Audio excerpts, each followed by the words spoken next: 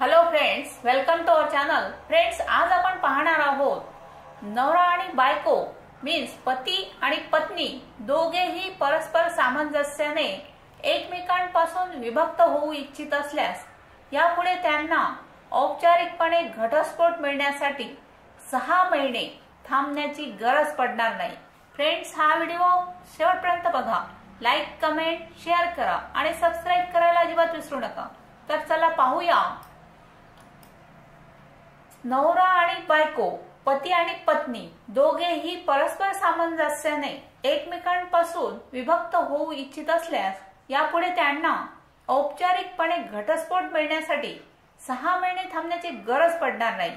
दोघांचीही घटस्फोटाला मान्यता असेल तर आठवड्यातच घटस्फोट दिला जाऊ शकतो, असे सर्वोच्च न्यायालयाने काल स्पष्ट केले। सर्वोच्च न्यायालयाचा हा निकाल पुढील काळात अत्यंत महत्त्वाचा ठरणार आहे।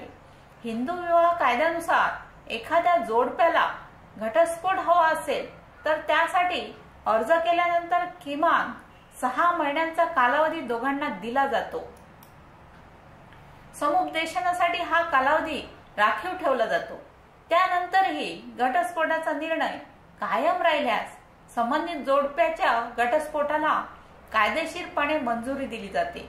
पण या संदर्भात दिलेल्या निकालात सर्वोच्च न्यायालयाने म्हटले आहे की जर एखादे जोडपे घटस्फोटाचा अर्ज करण्याआधीही वर्षभरापासून विभक्तपणे राहत असेल, त्याचबरोबर घटस्फोट घेण्याला नवरा आणि बायको या दोघांचीही मंजुरी असेल, तसेच अपत्याचे पालकत्व कोणाकडे असेल यावरही दोघांमध्ये सहमती असेल, तर अशा स्थितीत 6 महिन्यांच्या कालावधीची अट शिथिल केली जाऊ शकते। अशा जोडप्याला आठवड्याच्या आत घटस्फोट दिला जाऊ शकतो। त्यामुळे पुढील औपचारिकतांची पूर्तताही लवकर केली जाईल, असे न्यायालयाने म्हटले आहे।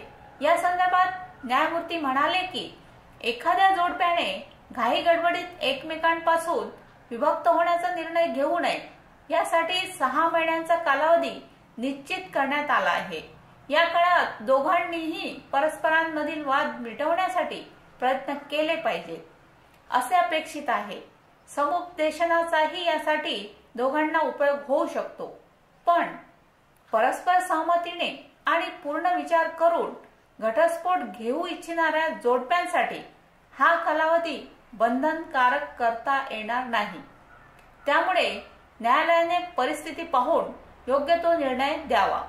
हिंदू विवाह कायद्यातील कलम 13(ब)(2) नुसार 6 ते 18 महिन्यांच्या कालावधीत नवरा आणि बायको मीन्स पती आणि पत्नी या दोघांनीही घटस्फोटासाठीचा आपला अर्ज मागे घेतला नाही तर अशा स्थितीत न्यायालय त्यांना घटस्फोट मंजूर करून एकमेकांपासून विभक्त करू शकते।